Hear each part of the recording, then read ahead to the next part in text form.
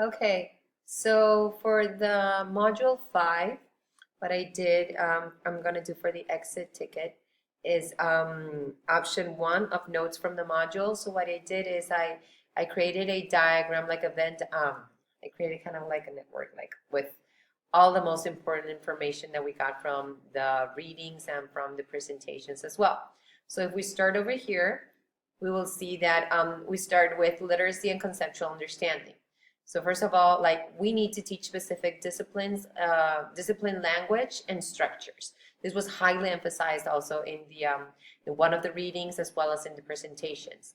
And then we need to teach the specific nature of the disciplines and the way that experts approach. And what I included there was like the way that experts also think about the readings of the text. Like they need to become specialized in that, but we need to teach them how to become specialized in that.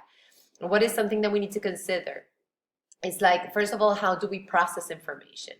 Like we have cognitive and associative processes. We have like, it was in one of the presentations and showed like a diagram, a picture with how do we process the information. We get the information from our senses. We get the input there. We have like a sensory register. And there we already have like lots of information. So we need to be very careful that we do not overwhelm students with information. And that in here at this level, attention and perception are key in order to see what information students are able to like import into themselves.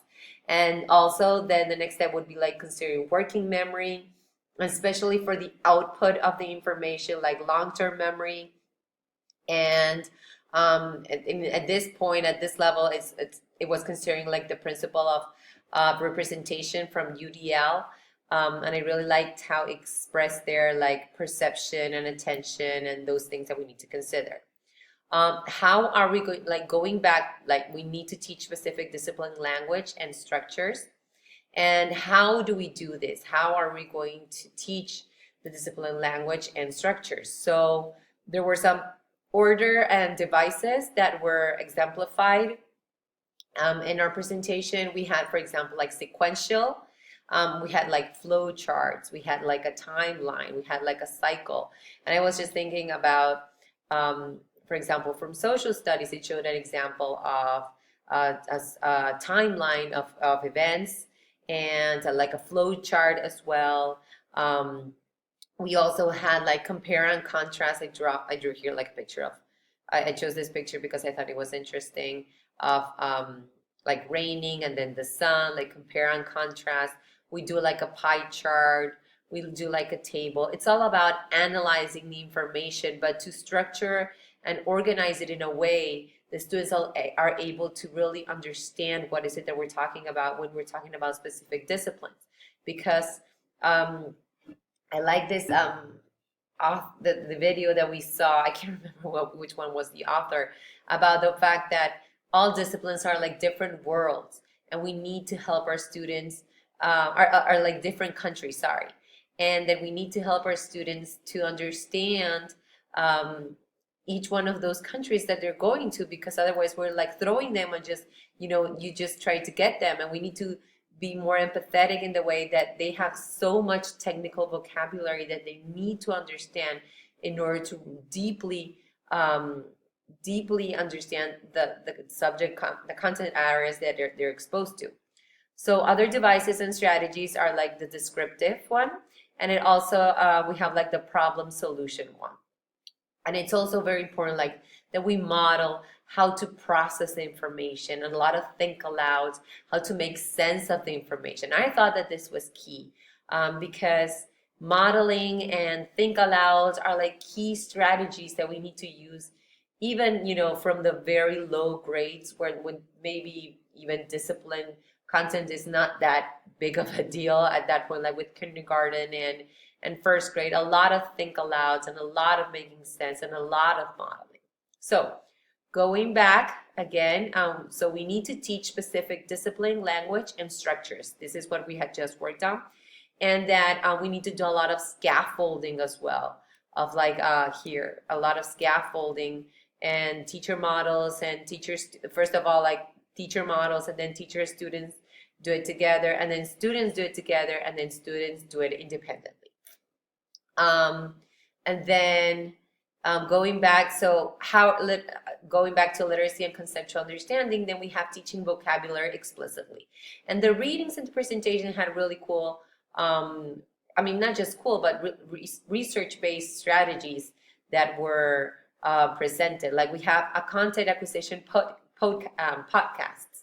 I thought these were really interesting and easy to make, actually, because they were very they were focused on the word and like key things so that students could remember that information about the vocabulary.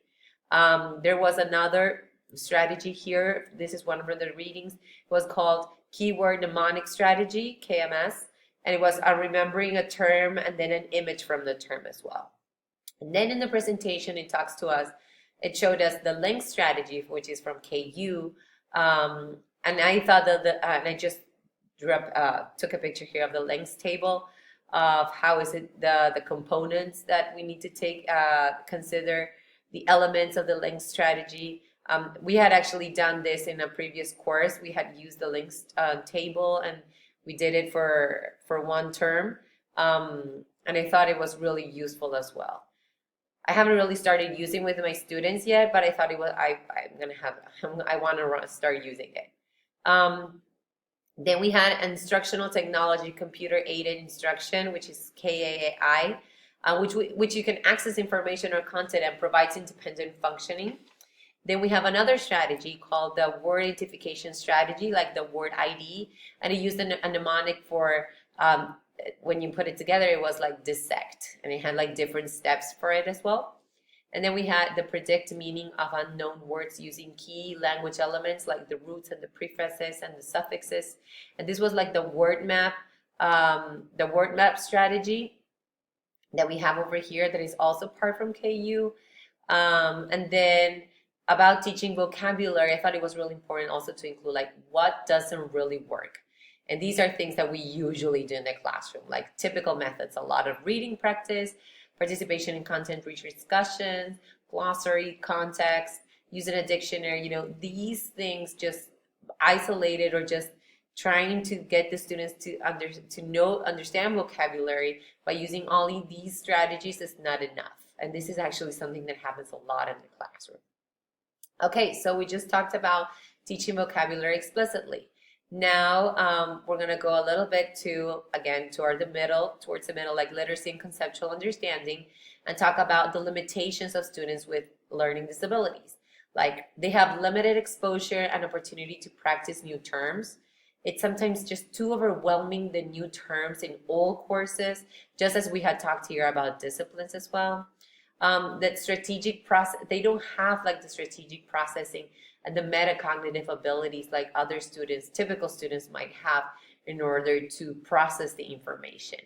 And the knowledge of common text structures, they need to like explicitly be taught the text structures. I mean, all students need to be taught the text structures, but for them it's like a lot harder because text structures change so much within each discipline that they really need to be taught explicitly on those.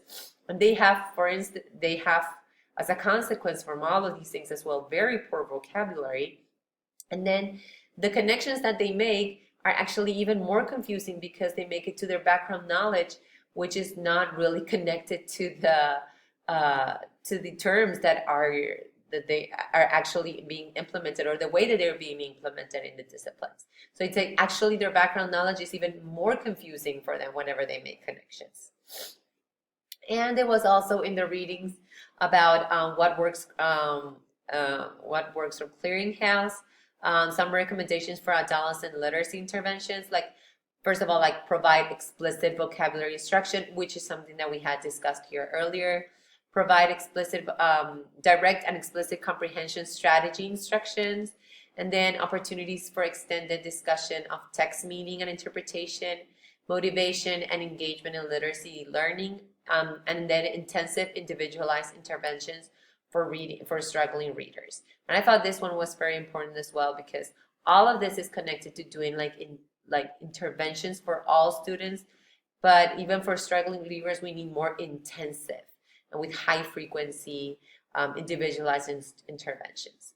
So that was my notes from the M5 ticket. Thank you.